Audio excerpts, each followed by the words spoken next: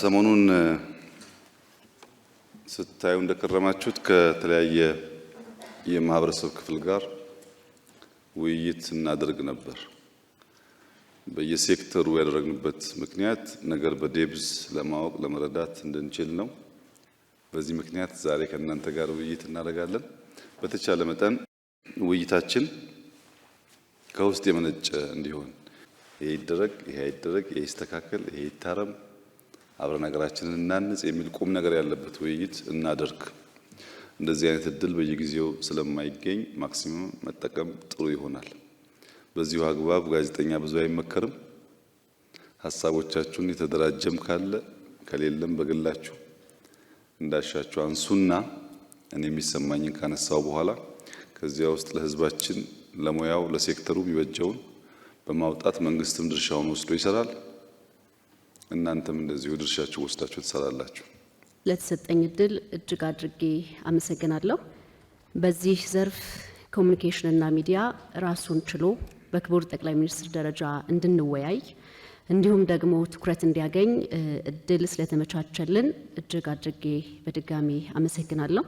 የኮሙኒኬሽን ዘርፉ እየሰፋ እያደገ እየዳበረ በመሆኑ ሙያው የሚጠይቀውን የሰው ኃይል ለማሟላት ትኩረት ሊሰጠው ይገባል የሚል እምነት አለኝ።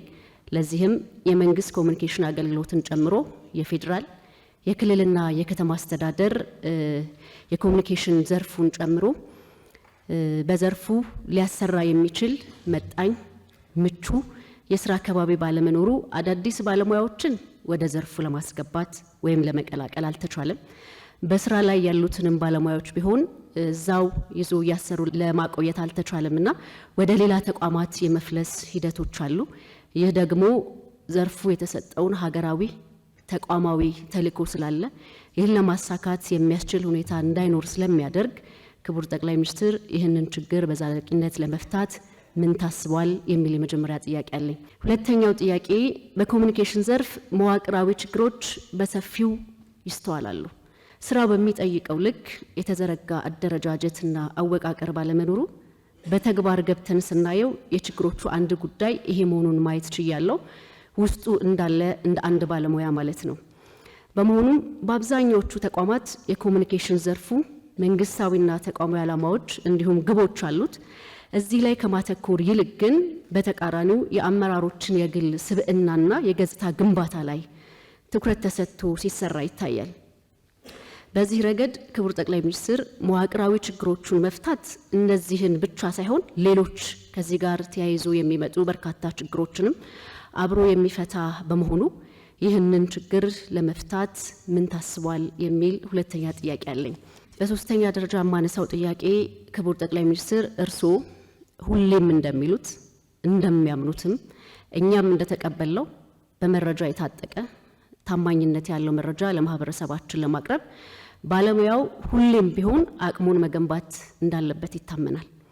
በመሆኑም የኮሙኒኬሽንና የሚዲያውን ባለሙያ እንዲሁም ዘርፉን አሁን ካለው ጊዜው በዋጀው የቴክኖሎጂ አቅም የታጠቀ እንዲሆን በማድረግ የዘርፉን ባለሙያዎች አቅም ለማሳደግ ለማዳበር ከፍ ለማድረግ የሚያግዝ የልቀት ማዕከል ለመገንባት በመንግስቱ ምን ታስቧል? አራተኛው ጥያቄ የሚሆነው ከለውጥ ወዲህ እንግዲህ የዲጂታል ሚዲያው በሀገራችን ትኩረት ያገኘ እያደገ ድጋፍም የተሰጠው ያለው ጉዳይ ነው።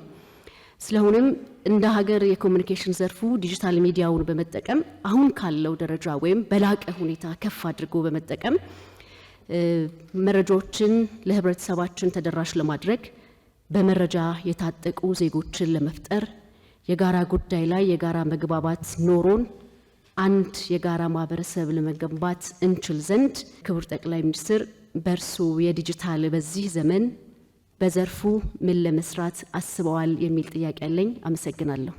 አመሰግናለሁ ክቡር ጠቅላይ ሚኒስትር። ከህዝብ ሚዲያ የተሳተፍን አመራርና ባለሙያዎች ካደረግናቸው በየተቋማችን ጭምር በየደረጃው ካደረግናቸው ውይይት በኋላ የተጠቃለሉ የተወሰኑ ጥያቄዎችን እንዳቀርብ ስለፈቀዱልኝ በብዙ ክብር አመሰግናለሁ።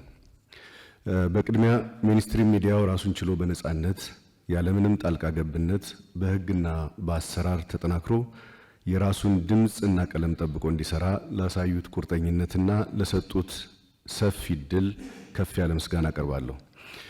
ለሚዲያና ኮሚኒኬሽን ስራ መቃናት ሰፊ ትኩረት ተሰጥቷል። እርስዎም በጣም ብዙ ይደክማሉ። ከዚህ አንጻር ለዚህ ማሳያዎችን ብዙ ማቅረብ ይቻላል። እኔ የምሰራበት ተቋም በብዙ ተቀይሯል። ከዚህ በፊት በነበራቸው አካሄድ የተበታተነ አቅም የነበራቸው የሚዲያ ተቋማት ወደ አንድ መጥተው ተጠናክረው እንዲሄዱ በማድረግ ረገድም የተሰሩ ስራዎች አሉ።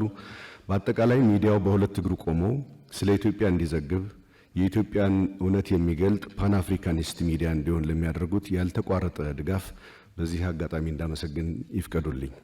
ወደዚህ ስብሰባ ከመምጣታችን በፊት ትላንት ሀገር የመገንባት ስቶሪ በሰው ህይወት፣ በግንባታ እድገትና ፍጥነት፣ በህልም ብርታት፣ በጽናት ተከናውኖ መሬት ላይ አይተናል። በአዲስ አበባ የተገነቡ ዘመን ተሻጋሪ ትላልቅ የልማት ስራዎችንም በሰፊው ጎብኝተናል። እርግጥ ነው ከዚህ ቀደምም ባለፉት የለውጥ ዓመታት የተሰሩ ትልልቅ የልማት ስራዎችን የመጎብኘትና የተሰሩትን እንደ ሚዲያ ላላዩት የማሳየት ሂደቱን፣ ፈተናውን፣ ስኬቱን የመሰነድ እድል በሰፊው አለን። በዚህ ሂደትና ትላንትን ባየናቸው ስራዎች እንደ ሀገር የምንጓዝበት መንገድ የመዳረሻውን ከፍታ አይተናል። ሀገር መውደድ፣ ለሰው መስራት፣ ነገን ዛሬ መስራት በተግባር ተገልጠው በውስጣቸው ተመላልሰን አይተናቸዋል። ቀደም ባለው ጊዜ የተጀመሩትን ሰው ተኮር ስራዎችን ብንመለከት ባዶ የምሳቃና ሌሎች የሰቆቃ ታሪኮችን ከተቸገሩ እናቶች፣ አቅም ካነሳቸው ቤተሰቦች ላይ ያስቀረ መሆኑን እናውቃለን። በዚህ ረገድ በርካታ ሚሊዮን ኢትዮጵያውያን ህፃናት በየትምህርት ቤቱ በቀን 2 ጊዜ የሚመገቡበትን ሁኔታ አይተናል።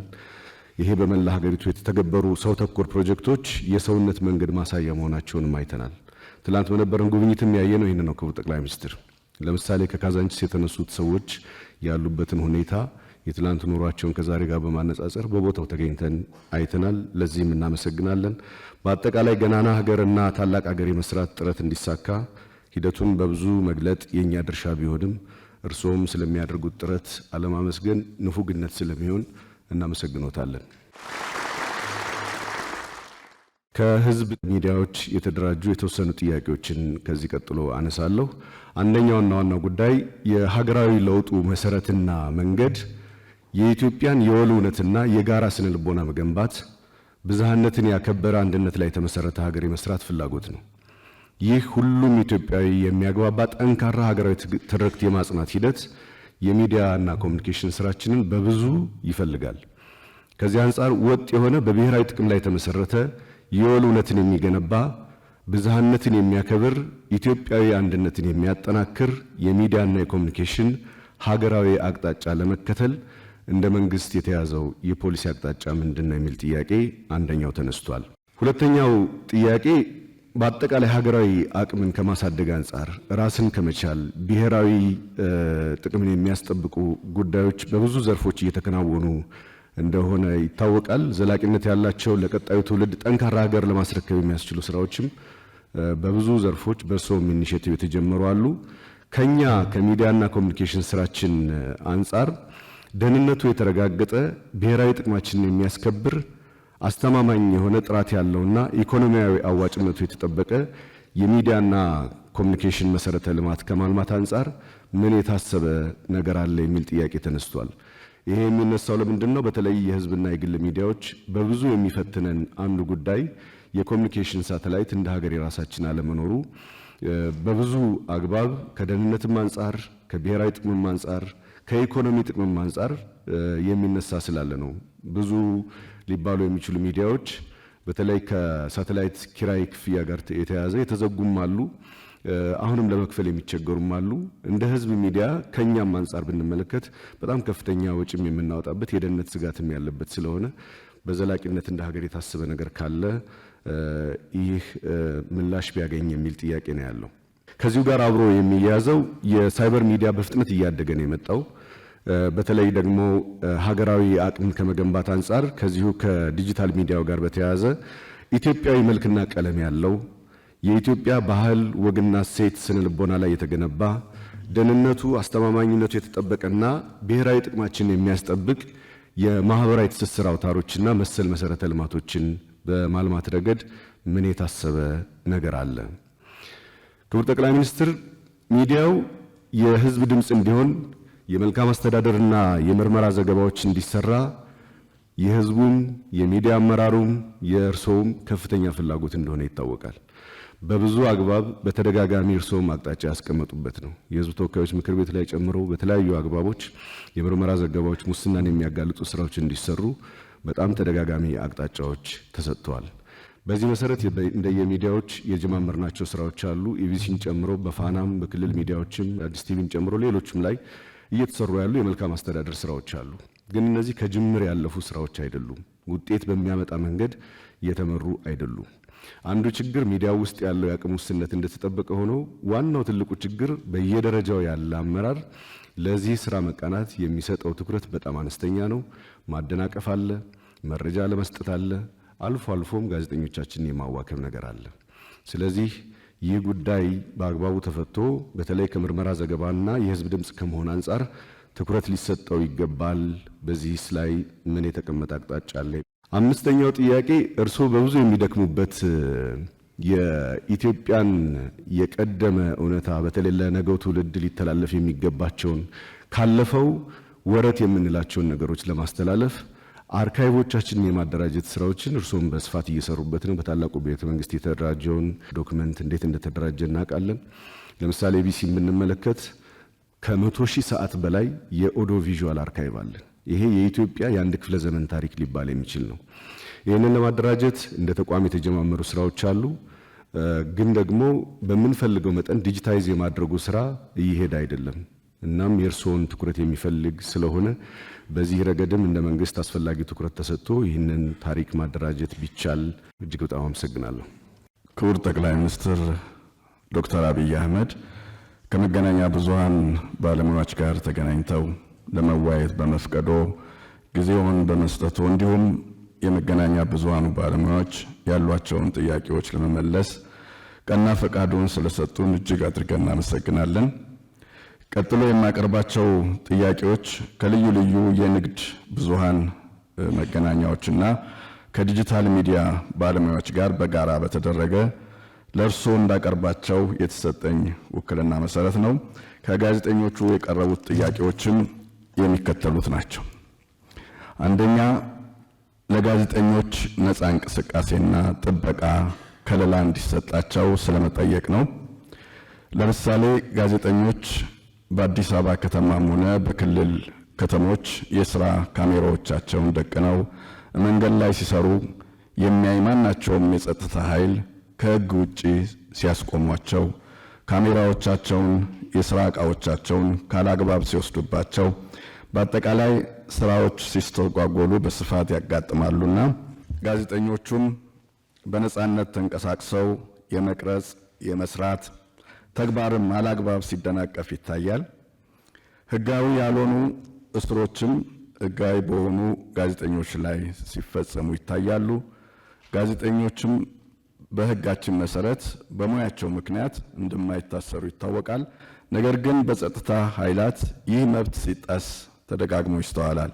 በዚህ ረገድ የጋዜጠኞች በነፃነት ተዘዋውሮ የመቅረጽ የመስራት መብት እንዲከበር በሙያቸውም ተከብረው እንዲንቀሳቀሱ ለጸጥታ ኃይላትና ኃላፊዎች መልእክት እንዲያስተላልፉልን እንዲከታተሉልን ጥያቄ ቀርቧል።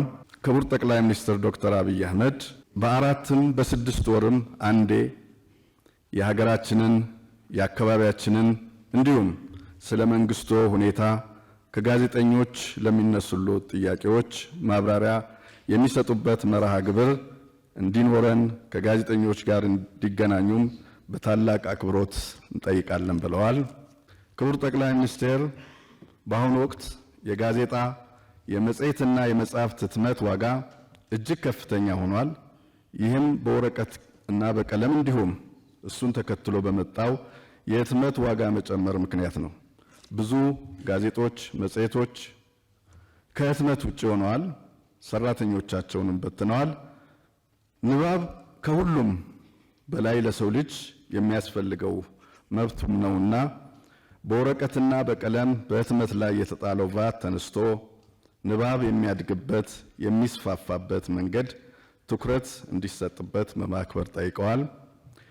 በመጨረሻም መገናኛ ብዙሃን የግሉ በተለያየ ቦታ ተበታትነው ቤት ተከራይተው ትንሽ ቢሮዎች ናቸው ያሏቸውና መንግስቱ ይሄንን ችግር ተረድቶ ምናልባት የሚዲያ መንደር የሚመሰረትበት የተለያዩ ሚዲያዎች አንድ አካባቢ ላይ እንደው ለቱሪዝሙም በሚመች መልኩ መገናኛ ብዙሃንም ከወጫቸው እንዲታቀቡ የሚያደርግ ስራ እንዲሰሩልን ጥያቄ ቀርቦሎታል። እጅግ አድርጌ አመሰግናለሁ። በጣም አመሰግናለሁ።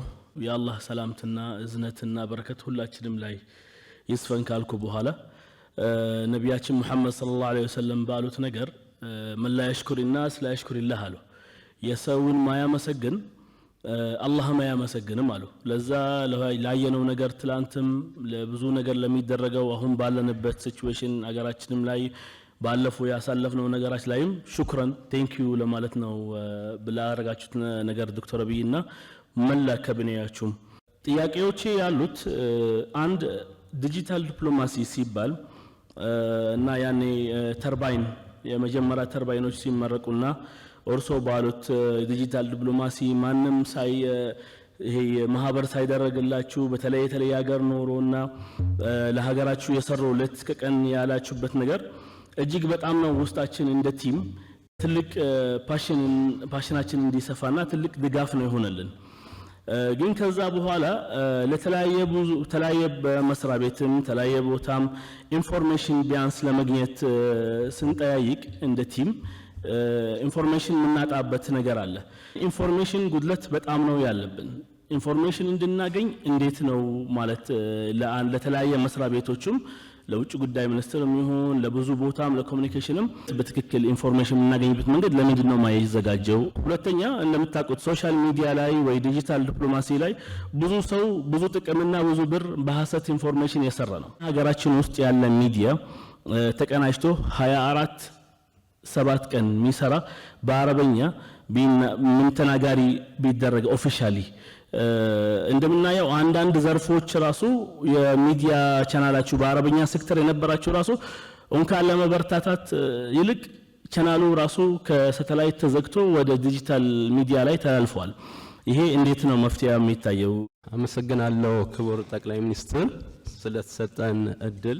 እንደ ሀገር ከሚሰሩ በጣም ትልልቅ ስራዎች የተወሰኑትን ጎብኝተን የተረዳነው ነገር ኢትዮጵያ ልደርስበት ካሰበችው ከፍታ በምን ያህል ፍጥነት ጥራት እየሄደች እንዳለች ነው። ከዚህ አንፃር እኛና ኢትዮጵያን ከተረዳነው በላይ ኢትዮጵያን የማይወዱ ወይም ጠላቶቿ ይሄንን ፍጥነት ጉዞ የተረዱት ይመስለኛል። ስለዚህ አንተ ገንዘበን እኛም ራሳችን ሌላውንም ህዝብ ከማንቃት አንፃር በርካታ ስራ መስራት እንዳለብን አምነናል። ከዚህ ቀጥሎ ከፐብሊክ ሚዲያ የተደራጁ ጥያቄዎችን አቀርባለሁ። የመጀመሪያው ጥያቄ መንግስት መገናኛ ብዙሃንን ለመደገፍ የሚሄድበት ርቀት በጣም ትልቅ አክብሮት አለን። ኢቢሲን፣ ኢዚያን በስቱዲዮ እንደ ከመሰረተ ልማት ጀምሮ ለማቋቋም የሄደበት መንገድ ትልቅ ምስጋና አለው። ነገር ግን ከዚህ አንፃር ለህትመት ሚዲያው የተሰጠው ትኩረት ደግሞ በዛ ልክ አይደለም የሚል እምነት አለን። ለምሳሌ የማሰራጫ ጣቢያዎችን በመገንባት ግቢዎችን ስቱዲዮ በመገንባት መንግስት ብዙ ድጋፍ አድርጓል ኤሌክትሮኒክስ ላይ። ህትመት ላይ ግን በዛ ልክ አይደለም ብለን ነው የምናስበው። በአሁን ጊዜ የወረቀት ዋጋ መወደድ ጋር ተያይዞ በህትመት ኢንዱስትሪ ውስጥ መኖር እጅግ ፈታኝ የሆነበት ሁኔታ ነው ያለው። እኔ የምሰራበት ተቋም የኢትዮጵያ ፕሬስ ድርጅት ይባላል። ከ1933 ዓመተ ምህረት ጀምሮ የኢትዮጵያን የየዕለት ታሪክ ሁነት እየዘገበ ታሪክ እየሰነደ በጣም ትልቅ ታሪክ የሰነደ ተቋም ነው። ነገር ግን አሁን ላይ በተለይ ከማተሚያ ቤት አለመኖር ጋር ተያይዞ የህትመት ዋጋ በጣም እጅግ እየፈተነው ነው ያለው። አንድ ጋዜጣ እስከ 74 ብር 75 ብር እናሳትማለን። የሚሸጥበት ዋጋ ከዛ በግማሽ ነው። ከዛ ውጪ የህፃናት መጽሔቶች ጀምረናል ትውልድ ላይ ለመስራት እንደ ብላቴናት ናኦታ የሚባሉ በጣም በኳሊቲ ነው የሚሰሩት። የህትመት ጥራታቸውም ያለው ሃፒታይት ፍላጎት እጅግ ከፍተኛ እንደሆነ እስከ ክልል ድረስ ማይተነዋል። ነገር ግን ያንን በብዛት ለማቅረብ የህትመት ዋጋ በጣም እየፈተነና ያለው በንጽጽር ከባለፈው ጊዜ የተሻለ የሚዲያ ነጻነት ባለበት ዘመን ላይ የመጽሔቶች የጋዜጦች ቁጥር እጅግ የተመናመነበት ሁኔታ ነው ያለውና ይህን ችግር ለመቅረፍ እንደ ኤሌክትሮኒክስ ሚዲያው ክቡር ጠቅላይ ሚኒስትር የህትመት ሚዲያውንም ቢያንስ ማተሚያ ቤት እንዲኖረው የሚሰራበት ምቹ ቦታ እንዲኖር በማድረግ እገዛ ቢያደርጉልን ነው። ሁለተኛው እንደ ሀገር የወል ትርክትን ከማስረጽ አንጻር የክልልና የፌዴራል ሚዲያዎች ተናበው መስራት ይገባቸዋል። ከዚህ አንጻር ተናበው እንዲሰሩ እየተደረገበት ያለበት መንገድ ምንድነው የሚል ጥያቄ አለን። ሶስተኛ ኢትዮጵያ በተለያየ መስክ በአፍሪካ በጣም ትልቅ ሀገር ናት እና ያንን የሚመጥን የፓን አፍሪካን ወይም ደግሞ አፍሪካዊ ሚዲያ ኢትዮጵያ እንዲኖራት ምን ታስበዋል? ከዚህ ቀደም የሚነሳ ስለነበረ ነው። ሌላው ጋዜጠኝነት ለህገወጥ ድርጊት ለወንጀል መጠቀሚያ ሊሆን አይገባም የሚል አቋም አለን። የማንኛውም ሰው ወንጀል ሲሰራ ሲያጠፋ እንደሚጠየቀው ጋዜጠኛም በዛ ልክ ተጠያቂነት አለበት። ከዚህ አንጻር ሐሰተኛ መረጃ በመፈብረክ የሀገርን ጥቅም አሳልፎ በመስጠት እሴቶችን የሚሸረሽሩ በተለይም ዩቲዩብ ላይ በጣም በርካታ አሉታዊ መረጃዎች ይሰራጫሉና ይሄንን መቆጣጠርና ስርዓት ማስያዝ ለምን አልተቻለም የሚል ጥያቄ አለን። ከዚህም ጋር ተያይዞ በተለይ ውጭ ሀገር ተቀምጠው ሀገራቸው ውስጥ የሚሰሩ ስራዎችን እድሜ ልክ በመተቸት በማንቋሸሽ ላይ የተጠመዱ አንዳንዶቹ ደግሞ ዘመኑን ያልተረዱ ማለት ነው። እንደውም መድረኮቻችን ላይ ሲነሳ የነበረው በአንድ ሜሴጅ ሚሊዮን ያስወጡ የነበሩ ሰዎች ዛሬ ሚሊዮን ሜሴጅ ለጥፈው ሁለት ሰው እንኳን ማንቀሳቀስ አይችሉም። እንደነዚህ አይነት ሰዎችን ከሌሎች ሀገሮች ከሚቀመጡባቸው ሀገራት ጋር ተሆኖ ሀገራችን ላይ የሚያሳድሩትን አሉታዊ ተጽዕኖ አፍራሽ ስራዎች ለምን መቋቋም አልተቻለም የሚል ጥያቄ አለኝ። የመጨረሻው ጥያቄ ጋዜጠኝነት እንደ ሕክምና ሁሉ እንደ ሌሎች ሙያዎች ሁሉ የተከበረና ሪስፖንሲቢሊቲ ያለበት የሙያ ዘርፍ ነው። ነገር ግን ለሙያው ፍቃድ ስለማይሰጥ ጋዜጠኛ ማን ነው የሚለውን አክሪዴት የሚያደርግ እውቅና የሚሰጥ ስራ ለምን አይሰራ የሚል ጥያቄ አለኝ። አመሰግናለሁ። ስለተሰጠኝ እድል ከልብ እያመሰገንኩ ሐሳቤን ከመስጠቴ በፊት ስለ እርሶ ያለኝን አክብሮት፣ ፍቅር፣ አድናቆት እንደዚሁም እየሰጡን ላሉት በሳልና ጥበብ የተሞላበት የአመራር ብቃት ሳላመሰግን ማለፍ አልፈልግም። አዲስ አበባ ውስጥ የተሰሩ የተለያዩ ፕሮጀክቶችን ስንጎበኝ ቆይተናል። በቆየንበትም ሰዓት ብዙ ነገሮች ነው የታዘብነው ማለት ነው። በመጀመሪያ ፕሮጀክቱ የተሰራበት ሁኔታ ውበት፣ ዘመን ተሻጋሪነት፣ ተመጋጋቢነት፣ የይቻላል መንፈስን ያረጋገጥንበት ከዛም አልፎ የነገውን ትውልድ ተስፋ በሚሰጥ በሚያስተምር የኢትዮጵያን የማንሰራራት ራዕይ ሊያሳካ በሚችልበት እንደዚሁም የበለጸገች ኢትዮጵያን በአጭር ጊዜ የምናረጋግጥ መሆኑን የተረዳሁበት መሆኑን መግለጽ እፈልጋለሁ።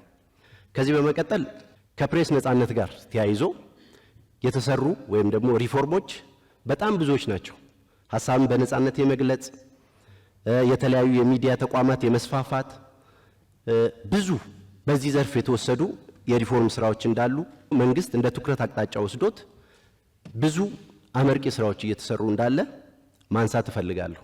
ብሔራዊ መግባባትን ከመፍጠር አንጻር፣ የሀገር ገጽታ ግንባታን ከመገንባት አንጻር፣ የወል ትርክትን የመደመር እንደ ኮሚኒኬሽን ዘርፍ ሰራተኛ በእኛ አካባቢ አሰባሳቢ ትርክትን ከማስረጽ አንጻር አንድነትን፣ ወንድማማችነትን፣ አብሮነትን፣ አፍራሽ ሐሳብን ከመግራት አንጻር የሀገር መንግስት ግንባታው ላይ የተለያየ ድርሻውን በየደረጃው ባሉ መዋቅሮች የድርሻችንን እየተወጣን ቆይተናል። ነገር ግን የበኩሉን ድርሻ በሚገባው ልክ ይወጣ ዘንድ በዚህ ዘርፍ የተወሰኑ ሐሳቦችን አጽንኦት ሰጥቼ ማንሳት እፈልጋለሁ። የመጀመሪያው በዘርፉ ያሉ ምሁራን የሴክተሩን አስፈላጊነት ወይም ደግሞ ወሳኝነትን ለመግለጽ ሲፈልጉ አራተኛው መንግስት ብለው ይጠሩታል። ስለዚህ እንደ አራተኛ መንግስትነቱ የበኩሉን ሚና እንዲወጣ እንደ ተቋም እየተወሰደ ያለው ሪፎርም በቂ ነው ብዬ አላምንም። ስለዚህ በተቋሙ ላይ የተወሰኑ ሪፎርም ቢደረግበት የሚል እሳቤ አለኝ። በመቀጠል በሀገር ውስጥም ሆነ በውጭ ሀገር ቁጭ ብለው ሐሰተኛ መረጃ፣ የጥላቻ ንግግር የሚሰብኩ ሚዲያዎችም ሆኑ ግለሰቦችን የህግ የበላይነት እንዲረጋገጥባቸው በመንግስት በኩል ምን ይታሰባል? አመሰግናለሁ። ክቡር ጠቅላይ ሚኒስትር በዚህ ዕለት ከመገናኛ ብዙሃን ባለሙያዎች ጋር ተገናኝተው ለመወያየት ጊዜውን ስለሰጡ እንደዚሁ ደግሞ ለምናነሳቸው ጥያቄዎች ለመመለስ ፈቃደኛም ስለሆኑ በቅድሚያ አመሰግናለሁ።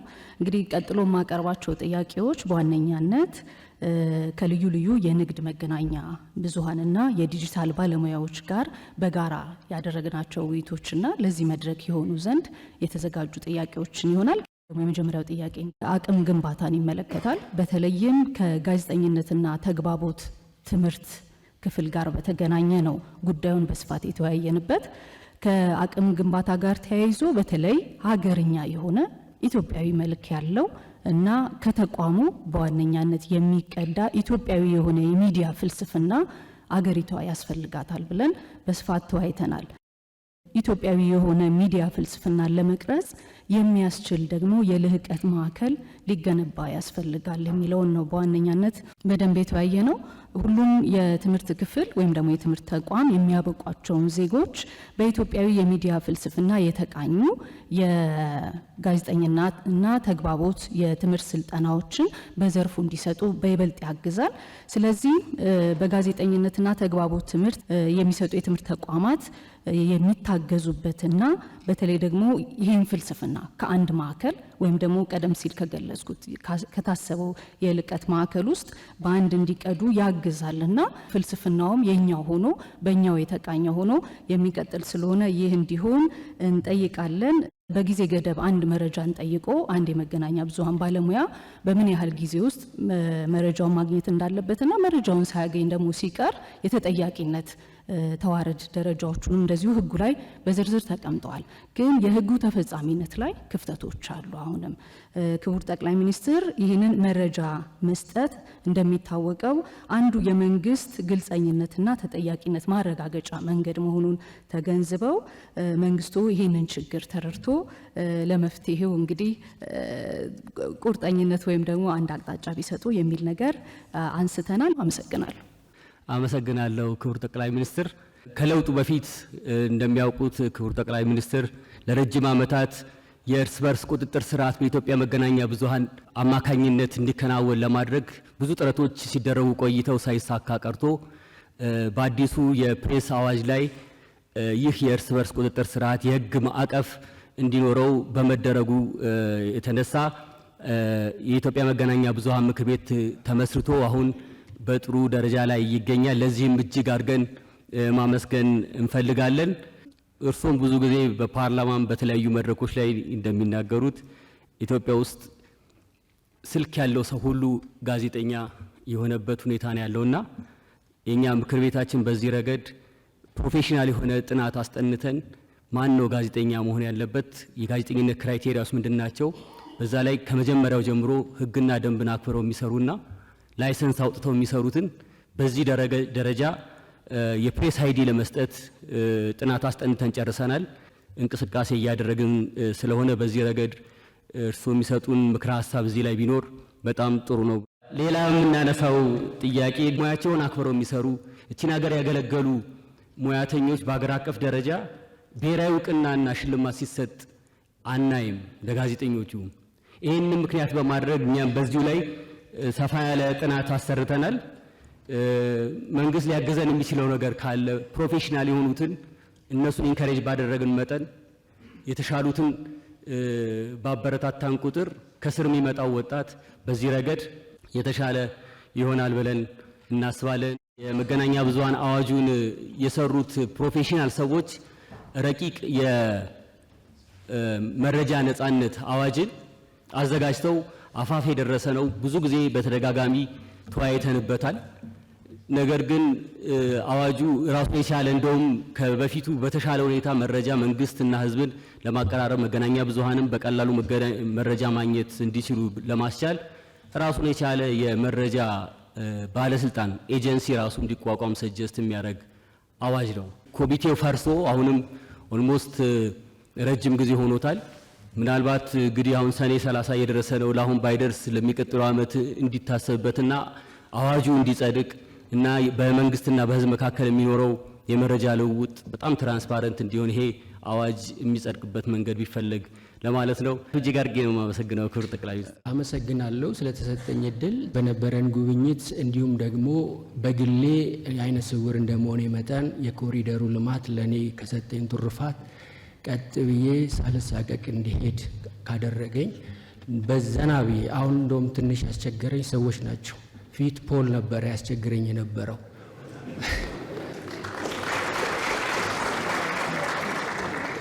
እንደ ሚዲያ እንደ ሙያው ሳነሳ 123 ዓመት ያክል ሚዲያችን ከ1887 እስከ 2010 የነበረው ተጽዕኖ እናውቃለን።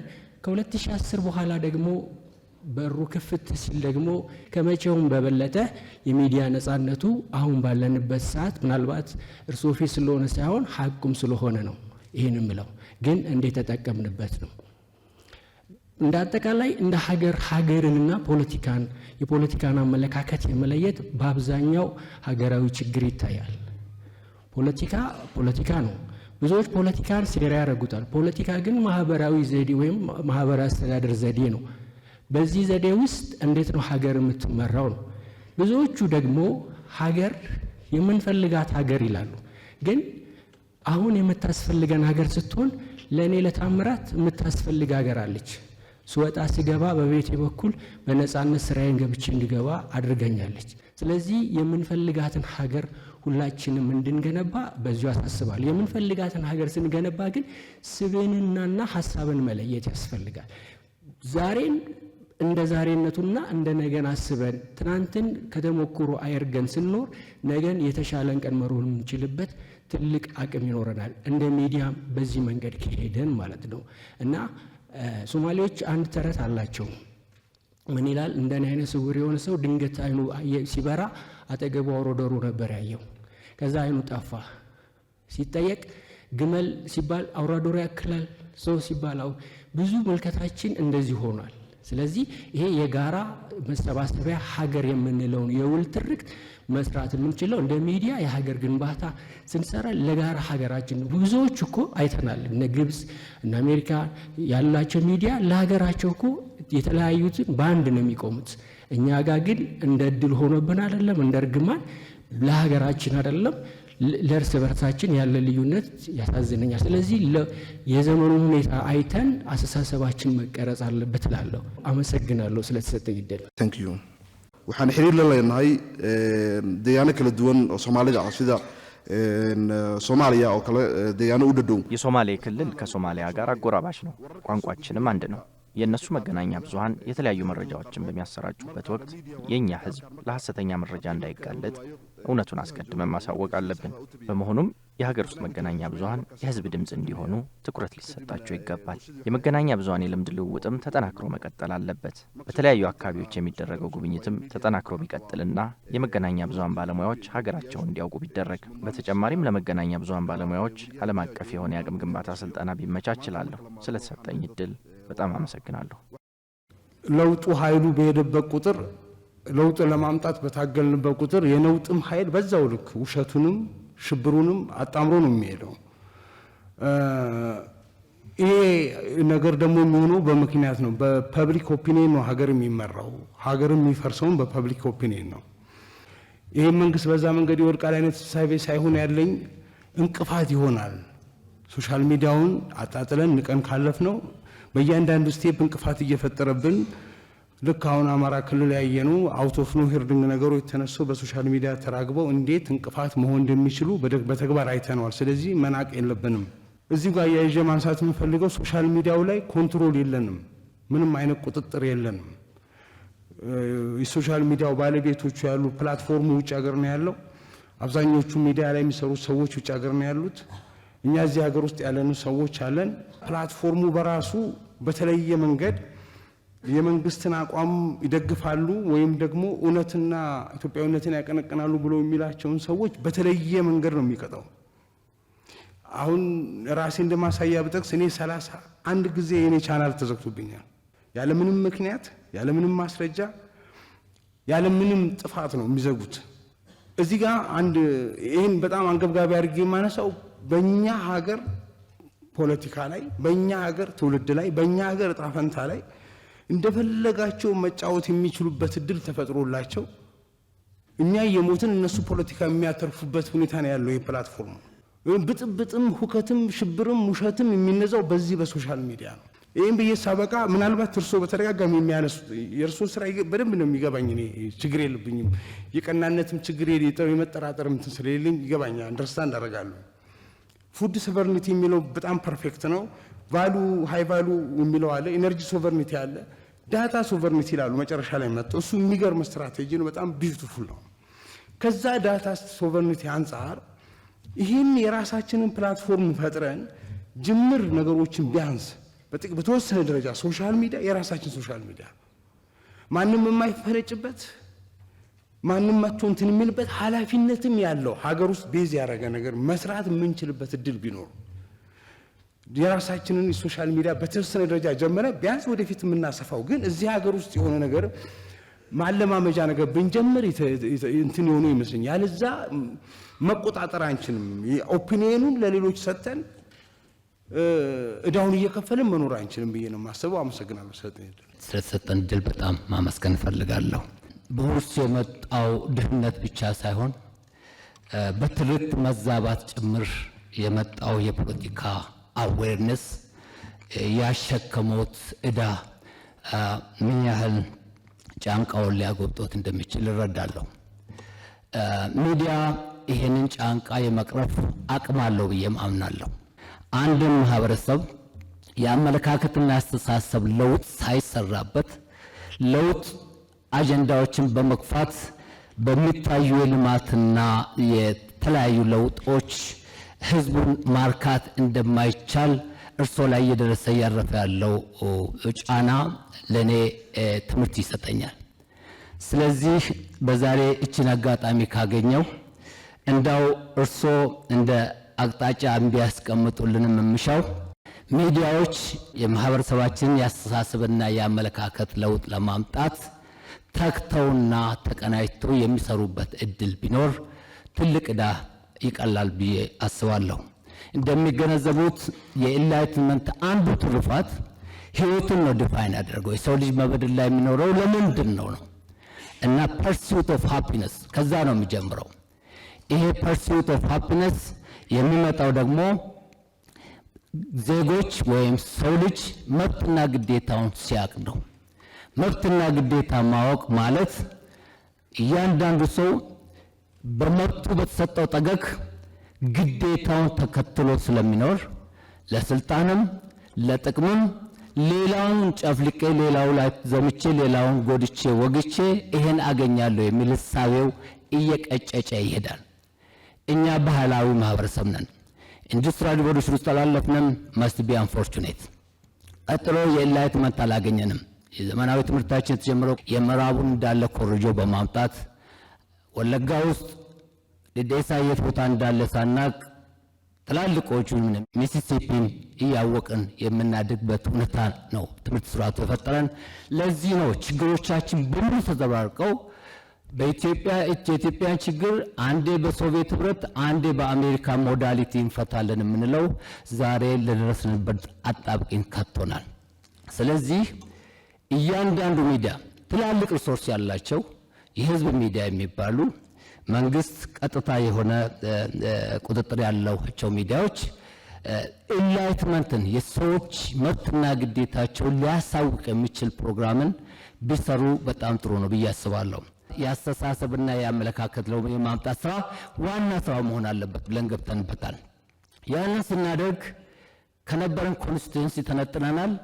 የሰርቫይቫል ችግር ውስጥ ምን ያህል እንደተዘፈቅ ሳይሰሙት አይቀሩምና ሪሊ እኛ ብቻችንን መስራት አንችልም። ይህን ስራ እያንዳንዱ ሚዲያ ቢያንስ የአንድ ሰዓት የሁለት ሰዓት ታይም አሎኬት አድርጎ ይሄ አንድን ማህበረሰብ ለመለወጥ የሚያስችሉ የአስተሳሰብ ለውጥ ለማምጣት የሚችሉ ስራዎች እንዲሰሩ አቅጣጫ ቢኖር ጥሩ ነው ብዬ አስባለሁ። የሀገራችን ትልቁ ችግር የመልካም አስተዳደር ችግር ነው። ከቀበሌ ከወረዳ ጀምሮ ያለው ብሶት በጣም አድጓል። ይሄን እርስዎ ሁልጊዜ በፓርላማ ይናገራሉ፣ በተለያየ ቦታ ይናገራሉ፣ ግን ወደታች እየወረደ አይደለም። ያ እየወረደ ስላይደለ ማህበረሰቡ ከፍተኛ ብሶት አለው። ይሄን ለውጥ ማየት የማይችልበት አይኑን የሚጋርድ እነዚህ ትናንትና ያየናቸው የሚሰሩ ስራዎችን አይኑን የሚጋርድ የመልካም አስተዳደር እጦት ስላለ ይሄ መሶብ እንደዛ አይነቶቹ ችግር ለመፍታት ትልቅ አርአያነት ያለው ስለሆነ አዲስ አበባ ውስጥም አቅም አይነው የኢኮኖሚ አቅም ይጠይቃል፣ የሰው ኃይል ይጠይቃል። በአንድ ጊዜ ይሆናል እያልኩ አይደለም፣ ወደምትሎ አባዙት እያልኩኝ አይደለም። ግን እሱ ጥሩ ጅማሮ ስለሆነ በዛ በኩልም ሪሊ ለራዮ ያንን ነገር አስቦ ያ ነገር እንዲኖር በማድረጉ ሳይንስ ሙዚየምን ለማምጣት እንዳሰቡት ሁሉ ይሄኛውንም እንዲመጣ በማድረጉ ሪሊ በራሴ በኩል ከፍተኛ አድናቆት አለኝ። በጣም ላመሰግን እወዳለሁ። መጨረሻ ላይ ልምፈልገው አንዱ ትልቁ ችግራችንና የአገራችን ሁሉና ጭምር አደጋ ላይ እየከተተ ያለው for the last 30 or 40 or 50 ዓመት ይባል ወይ ደግሞ በተግባር በፖሊሲ በህግ መንግስት ውስጥም ገብቶ ሚዲያዎቻችን በሙሉ ተቀባብለውት ያሰፈኑት የትርክት መዛባት ጠላትና ወዳጅን በመፍጠር ዛሬ ጭራሽ ትናንት ያልነበረ ማንነት ኮሌክቲቭ ማንነት ወደ ጦርነት ተቀይሮ ምን ያህል ስጋት የሆነብን እያየን ነው። ምን ያህል ህይወት እየቀጠፈ እንደሆነ ነው። ስለዚህ ያንን ካውንተር ማድረግ ያስፈልጋል። ያንን ካውንተር ለማድረግ በዚህ በውይይታችን ላይ ማንስቼ ነበር። የክልል ሚዲያዎች በፌደራል ውስጥ ካሉት ሚዲያዎች ጋር ተቀናጅቶ መስራት ይኖርባቸዋል። ትርክቶቻችን አይ አንደርስታንድ ይሄ ከአይደንቲቲ ጋር ተያይዞ ያለው ከቋንቋ ከባህል ራስን ከማስተዳደር ጋር ያለው እጅግ የሚደነቅ በአሁኑ ሰዓት ላይ ወደ ኋላ ሊመለስ የማይችል የዲሞክራሲ አንዱ መግለጫ የሚሆነው ነገር እንዳለ ሆኖ ግን ይሄ ኮሌክቲቭ ኮንሽስነስን ዲቨሎፕ ሊያደርጉ የሚችሉ ትርክቶችን እርሶ በስራ ለማሳየት የሚሞክሩት ላይ በጋራ የተናበቡ የሚሰሩበት ሁኔታ ቢፈጠር ጥሩ ነው እላለሁ። በጣም አመሰግናለሁ። ሁሉም ጋዜጠኛ የሆነ በእርግጥ ባልቃወመውም ያንን ግን ደግሞ በጋዜጠኝነት መርህ ያልተዋጀ መረጃ ሁሉም ዘርፍ ላይ ባለው ባለሙያ እየተሰራጨ ነው እዚህ ሀገር ላይና የየዘርፉ ተቋማት ሁሉ በዚህ ሲፈተኑ የምናይበት አጋጣሚ አለ። የጤና ባለሙያዎች ወጥተው በሚያሰራጩት መረጃዎች የጤና ሚኒስቴር መግለጫ የሰጠበት ወቅት ነበረ እዚህ ሀገር ላይና ወጥተው መረጃው መስጠታቸው መጥፎ ባይሆንም ግን ደግሞ በመርህ ቢተዳደሩ ይህን ደግሞ መገናኛ ብዙሃን ባለስልጣን ሚዲያውንም የሚያውጀው የሚቆጣጠረው ተቋም እንደመሆኑ ኃላፊነት ወስዶ አንድ ማሰሪያ ነገር ቢያስቀምጥ የሚል ሐሳብ አለኝ። ሚዲያ ተቋማትም መሰል ባለሙያዎች ወደ ተቋማቸው ሲመጡ በምን አይነት የሚዲያ ስርዓት ይመራሉ ወይም ደግሞ የሚቀመጥ በርግጥ ኤዲቶሪያል ፖሊሲ ያለ ያን እንዲከተሉ ይገደዳል። ግን ደግሞ ፕሮፌሽኑን ሊጠብቁ እንደሚገባ መርህ ቢቀመጥ የሚል ሐሳብ አለኝ። ሌላው በርካታ ማህበራት አሉና እነዚህ ማህበራት አንድ የሆነ መላ ቢበጅላቸው የበለጠ ባለሙያው ሀገራዊ ጥቅም እንዲኖረው ያደርጋል ብዬ አስባለሁ። ከዛ በዘለለ ተቋማት ለሚዲያዎች መረጃ የመስጠት ከፍተኛ ችግር አለና እዛ ላይ መንግስቱ አቅጣጫ ቢሰጥልን እላለሁ። እጅግ አመሰግኖታለሁ። በጣም አድርጌ አመሰግናለሁ። ከአሻም ቴሌቪዥን ነው። እኔ ያው በብዛት ተነስቷል ግን በደንብ ስትረስ እንዲሰጥበት ስለፈለኩ ነው። በጣም የተቸገርንበት እንዲሁም ደግሞ ከኢትዮጵያ መገናኛ ብዙሃን ባለስልጣን አንደኛ ማስጠንቀቂያ እየተሰጠን የሚገኘው ከመረጃ እጥረት ጋር ተያይዞ ነው። ከወረዳ እስከ ፌዴራል ተቋማት ድረስ በር ስናንኳኳ ለባላንስ መረጃ ለማግኘት በራቸውን ይዘጉብናል። እንደውም ወረዳ አካባቢ ላይ በተለይ ቅሬታዎች ሲነሱ ከህዝብ ሲመጡ ስንሄድ ጋዜጠኞቻችን ይታሰራሉ። ከዚሁ ጋር ተያይዞ ሌላው የግል ሚዲያዎች በተለይ ደግሞ የንግድን በሚለው ማለት ነው የሚጠሩት ምጣኔ ሀብታቸው በጣም ወርዷል። በጣም አደጋ ላይ ነው ያሉት። እንደ አራተኛ መንግስት ነው የሚታዩት የመገናኛ ብዙሃን እና መንግስት በተቻለ መጠን በሆነ አማራጭ ቢደጉመን እኛን ጨምሮ ማለት ነው። በጣም አድርጌ አመሰግናለሁ። ብዙ ጉዳዮች ተነስተዋል። በተነሱት ጉዳዮች ላይ ያለኝ መልከታ እኔ ሪአክት አድርጌ ከዛ ወደፊት ደግሞ እንዴት እንደምንገናኝ መላብና በጅ ይሻላል። የሚዲያ ኢንዱስትሪው እናንተም በተደጋጋሚ እንዳነሳችሁት አራተኛ የመንግስት ብራንች ነው ተብሎ የሚጠራ ስለሆነ ሚዲያን በወጉ ተገንዝበን አብረን መስራት ካልቻል ልማትም ጥፋትም ሊያስከትል ይችላል። ጥፋት እንዳያስከትል ለሀገር ግንባታ ቀናኢ የሆነ ለሰላም ለልማት ቀናኢ የሆነ መርህ ያለው የኢትዮጵያን የጋራ ራዕይ ለመገንባት የሚተጋ ፐርሲስተንት የሆነ ደሞዝ ሲከፈል ወይ ጥቅም ሲገኝ ሳይሆን በአቋሙ ፐርሲስተንት የሆነ ለዘላቂ ጥቅም የሚተጋ የጋራ የሆነ አስተሳሰብ እንድንይዝ የሚያደርግ አርጎ መፍጠር እንደ ኢትዮጵያ ላልተገነቡ ሀገራት በእጅጉ ያግዛል። ሚዲያው የጋራ ራዕይ እንድንይዝ የጠራ አስተሳሰብ እንዲኖረን በምንጠላው ነገር ላይ አተኩረን የምንሰራ ሳንሆን የምንወደውን ነገር ለመታደግ የምንሰራ እንዲሆን አድርገን ከቀረጽ ነው ዋነኛውን የሚዲያን ተልዕኮ ይፈጽማል ማለት ነው። የሚዲያ ተልዕኮ ንቃት መፍጠር ነው። ማህበረሰባዊ ንቃት መፍጠር ነው። ቶማስ ጄፈርሰን የነጻነት ዋጋ ንቃት ላይ መስራት ነው ይላል። የነቃ ማህበረሰብ ብሔራዊ ጥቅሙን ያውቃል፣ ጠላቱን ያውቃል፣ ወዳጁን ያውቃል፣ ፍላጎቱን ያውቃል፣ አቅሙን ያውቃል፣ ዓለምን ያውቃል፣ ራሱን ያውቃል። ያልነቃ ማህበረሰብ ሊጠይቅ ይችላል፣ ሊፈልግ ይችላል። ያ ፍላጎቱን የሚተገብርበት መንገድ ግን ሁልጊዜ የተስተካከለ አይሆንም። መፈለግ ብቻውን መጠየቅ ብቻውን ሳይሆን ያ የጠየቅነው ጉዳይ ምላሽ እንዲያገኝ በጋራ መስራቱ ነው ዋናው ነገር። ሁሉም ዓለም ለውጥ ይላል። የኢኮኖሚ ለውጥ፣ በዲሞክራሲ ምህዳር ለውጥ፣ በሚዲያ ለውጥ፣ በኢንቫይሮንመንት ለውጥ፣ በሙዚቃ በቲያትር ለውጥ የማይል የለም። ያ የሚሻውን ለውጥ ለማምጣት ግን ዋጋ ለመክፈል ዝግጁ አይደለም። ከናንተ መካከል የኢትዮጵያን መጎሳቆል አይቶ በተለይ ውጭ ሀገር የመሄድ እድል ያለው ሰው አልቀናም አላዘነም ብትሉኝ እኔ አላምናችሁ። ሁል ጊዜ ስንወጣ እንቀናለን። ለምን እንቀናለን? እንስራው ስንል ግን ፈተና ስላለው ያ የቀናው የተቆጨው ቢኖረኝ ያለው ጭምር ተቃርኖት የሚቆመው ይሆናል። መለወጥን መቀየርን መፈለግና ያንን ማሳካት ለየቅል ናቸው። ቅድም ወንድሜ ሲያነሳ የነበረው መደመር ሐሳቦቹ አሁን እየተሰሩ ያሉ ስራዎችን የገለጽ ነው። ያኔ ሁላችሁም በጋራ ከተማችን ካማረ ኢንቫይሮንመንት ከተቀየረ አገር አንድ ከሆነ ብላችኋል። በደስታም ሪስፖንድ አድርጋችኋል። ስራው ስንገባ ግን አገር አንድ ማድረግ ማለት የሆኑ ግለሰቦችና ቡድኖች ጥቅም ይቃረናል፣ እነዚያ ሊያኮርፉ ይችላሉ የሚል ሐሳብ ግን ብዙዎቻችን ውስጥ አልነበረም። ከተማን መቀየር መገንባት ብቻ ሳይሆን ማፍረስ ይፈልጋል። ማፍረሱ ስለሚኮሰኩስ ስለሚያም ሁላችን እኩል አልተቀበልነው። ዓላማው ሰው ማጎሳቆል አይደለም፣ ኢትዮጵያ መስራት ነው። የዚህ ችግር መነሻው ምንድነው? በውስጥ ያለንን አቅም ያለንን ፍላጎት እንደ ሀገር መጽናትና መቆም ለኛና ለልጆቻችን ያለውን ፋይዳ እኩል ስለማንገነዘብ። ለምን ሆነ ያላችሁ እንደሆነ ኢትዮጵያ ለዘመናት በሯን ዘግታ ድንበሯን ዘግታ ታጥራ የኖረች ሀገር ናት። ከዓለም ተገላ በሯ ሲከፈት እኛና ዓለም ተላለፍን።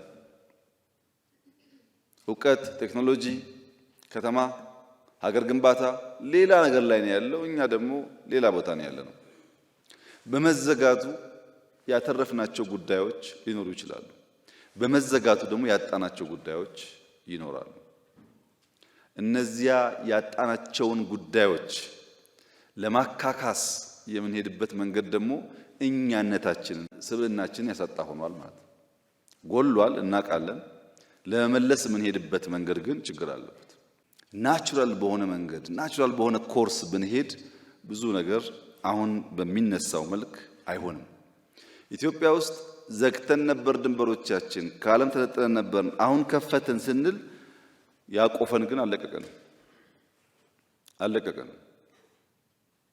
የሶማሊኛ ወንድሜ እንዳነሳው የሶማሊኛ ቋንቋ የሚናገሩ በሚሊየንስ የሚቆጠሩ ሰዎች ኢትዮጵያ ውስጥ እያሉ ለጎረቤት ሀገራት ሶማሊኛ ተናጋሪዎች ኢንፍሉዌንስ ማድረግ የሚችል ሚዲያ እኛ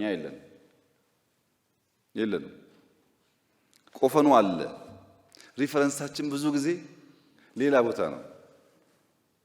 ጋዜጠኛ ይታሰራል የሚል ነገር ብዙዎች ይናገራሉ። እናንተ ጋር ሲመጣ ግን እንደዛ መሆን የለበትም። አንድ የመንግስት ሹመኛ ባለው ድካም የሚደርስ ያልተገባ ነገር ካለ እመኑኝ ባወቅነው ቁጥር እንፈታለን። ምንም ጥያቄ የለውም። እዚህ ጋር የኛ ፍላጎትና ችግር እሱ አይደለም። የኛ ፍላጎትና ችግር ጋዜጠኝነት በወጉ ውስጣችን ሳይገባና ሳናቀው ናሽናል ኢንትረስትን ሳናቅ ሳውንድ ባይት በማስጨው ክሊክ በመሰብሰብ የንግድ መሳሪያ ማድረጋችን ነው ችግር የሆነው እና እሳቢዎቻችን በሶስት ከፍዬ ለማየት እሞክራለሁ። ብዙዎቻችሁ የመንግስት ሚና ብላችሁ በተለያየ መንገድ ገልጻችኋል። ሁለተኛው ደግሞ የመረጃ ስርጭት፣ መረጃን አክሰስ ማድረግ ስላለው የመብት ጉዳይና በህግ የጸደቀውን ኤክሰርሳይዝ ለማድረግ። ሶስተኛው ደግሞ እናንተ የሚዲያ ተቋማትና ማህበረሰቡን የሚመለከት ጉዳይ በሚል በሶስት ከፍዬ ለማየት እሞክራለሁ። የእኛን ሚና በሚመለከት ፖሊሲያችን ሚዲያን በሚመለከት እሳቢያችን ፕራግማቲዝም ነው። በእኛ ሁኔታ ፕራግማቲስት መሆን አለብን። የእኛን ሁኔታ ያወቀ የእኛን ችግር የተረዳ የእኛን ድካምም ደግሞ አንጥሮ የሚያሳይ መሆን አለበት የሚል በመደመር ላይም ሰፍሯል። በጽሁፎቻችን ላይ ያሉ፣ በስልጠናዎቻችን ላይ ያሉ። ምን ማለት ነው? ኢትዮጵያ ያልተሰራች የምትገነባ ሀገር ናት። የኛ ፎከስ ማድረግ ያለበት በየቀኑ ባለን ትልም ላይ እሱን ለማሳካት በምንሄደው መንገድ በተገኘው ውጤት ልክ ነው መሆን ያለበት። ይሄ ጋዜጠኞቻችን ጋር አለ ወይ ያላችሁኝ እንደሆነ አይመስለኝም። ጋዜጠኝነትና ኢንዱስትሪው ግን የኢትዮጵያን ፍላጎት አውቆ ለዚያ ለመስራት የሚተጋ ሆኖ ሳለ በመንግስት በኩል ደግሞ ድካሞች ሲያጋጥሙ ደረጃ በደረጃ እንፈታለን። 100% ኦቨርናይት አላችሁ። ለምሳሌ ሳተላይት ብላችኋል። እየታሰበበት ነው። ትንሽ የፕራዮሪቲ ጉዳይ ነው የያዘን። ገንዘቡ ሲመጣ እንሰራለን፣ ይኖረናል። ያስፈልጋል እንዳላችሁ ትክክለኛ ነገር ነው። ፔፐር ብላችኋል። በጣም ትክክል ነው። የህትመት ስራዎች እየጠፉ ነው ያሉት፣ መደገፍ አለባቸው። ግን ስላልሰራን አይደለም። 2-3 የወረቀት ኢንዱስትሪ ከፍተናል። 2-3 የሚጠጉ ባለሀብቶች አምጥተን በነፃ ቦታ ሰጥተን የወረቀት ፋብሪካ እንዲሰራ ሙከራ አድርገናል። ግን ወረቀት ማምረት ጀምረን የኛ ኢንዱስትሪዎች ከተረፈ ምርት ብቻ ሳይሆን ከሮ ማቴሪያል ወስደው ፔፐር እስኪያመርቱ መታገዝ አለበት። እንደግፋለን። ተቀብየዋለሁ፣ ሀሳቡን እንሰራበታለን። ስልጠና ተሞካክሯል። ምናልባት የኛ ችግር ይመስለኝ የመንግስቱ ላይ ፎከስ አድርገን ሌላውን ትተን ሊሆን ይችላል። አሁን ያለኝ ሬኮመንዴሽን እኔ ለጊዜው የግሎች ለምሳሌ ተደራጅተው ስልጠና ካሪኩለም አዘጋጅተው 2 ቀን 3 ቀን ጋዜጠኛ እናስተምራለን ካሉ አፍሌክስ ገብተው ይሰልጥኑ። ለጊዜው ጊዜው ሲደርስ ደግሞ እንሰራዋለን የእናንተንም። አሁን ለጊዜው ግን ለምንድነው በጣም ብዙ ጥያቄ ስላለ ለሁሉም ይሆናል እያልን ሁሉም ሳይሆን እንዳይቀር አሁን እንሰራለን ብዬ ቃል አልገባላችሁም። አስፈላጊነቱን አምናለሁ። ለጊዜው ባለን ተቋም ተጠቀሙ። ጊዜው ሲደርስ ደግሞ እሱም ይሰራል። የፌዴራልና የክልል ችግሮች አሉ። ትክክል ናችሁ። ኢምፕሩቭ አድርገናል። የሚቀረውን ደግሞ እያየን እንፈታለን። ፋይናንስ በሚመለከት በጣም ብዙ ስለሆናችሁ በየቀኑ ስለሚፈጠር ሚዲያ ትንሽ ያስቸግራል። ግን መደገፍ እንዳለበት ይታመናል። የክልል ሚዲያዎች ከክልል አመራሮች ጋር እነጋገራለን። እዚህ በሀገር ደረጃ በማዕከል ደግሞ ያላችሁት ከኮሙኒኬሽን ሚኒስትሩ ጋር እነጋገራለን። በጅምላ ለሁላችሁ ብዬ የማይሆን ቃል አልገባም። ግን እንደየስራ ባህሪያችሁ እና እንደ ኮንቴንታችሁ ይዘት ድጋፍ ለማድረግ እንሞክራለን፣ እንዳይወድቅ ማለት ነው። የምትሰሩት ደግሞ 5-10% እንደየተቋሙ ቢለያይም ዞሮ ለሀገር ስለሆነ ስለምታነቁ ማክሲመም ኤፈርት ይደረጋል። ሚዲያዎች ጠንከር ብለው ከልመናና ከተረጂነት ወጥተው መርህ ላይ ቆሞ መስራት እንዲችሉ ለመደገፍ ይሞከራል። የመረጃ ስርጭት ችግር አለ እንዳላችሁት በየቀኑ ስራዎቻችንን ሁሉም የስራ ኃላፊ ባለው የሶሻል ሚዲያ አውድ ፖስት ያደርጋል። ከዚያ በተረፈ ኢንኳየር ማድረግ የሚፈልጉ ፈርዘር ኢንቨስቲጌት ማድረግ የሚፈልጉ ሰዎች ብዙ እድል አያገኙም።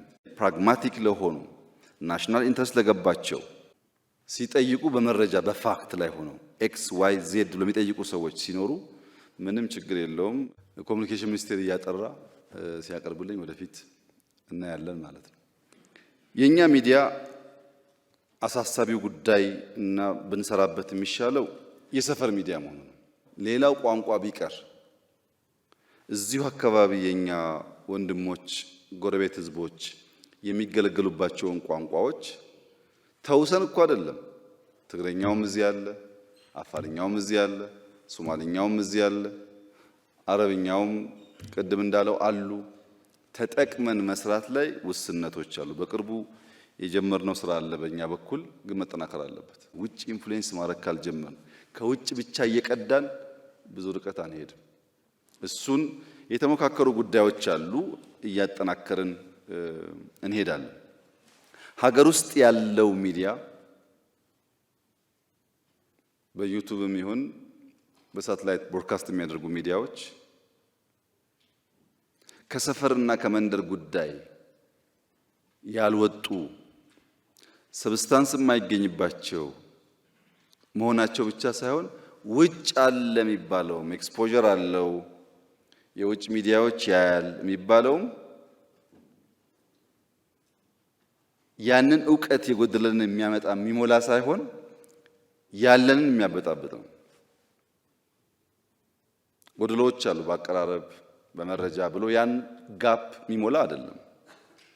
ለሚዲያዎች እኔ ያለኝ ምክር ብዙዎቹ ሚዲያዎች የምትወድቁት ወደፊትም መውደቅ የሚያመጣባችሁ ብዬ የማስበው አንድ ሚዲያ ተቋም 100 ሰው 100 ኤምፕሎይ ያለው ከሆነ ቢያንስ 60 ሪሰርቸር ነው መሆን ያለበት። ቢያንስ 60 ሰርፍ እያደረጉ መረጃ የሚያነፈንፉ ብቻ ነው መሆን ያለባቸው። 2 ቢበዛ 3 ሰው ነው ያንን ሪሰርች ፕሬዘንት ማድረግ ያለበት። የኛ ሚዲያ ጋዜጠኛ የሚሰበስበው እንደዛ ይሰራል።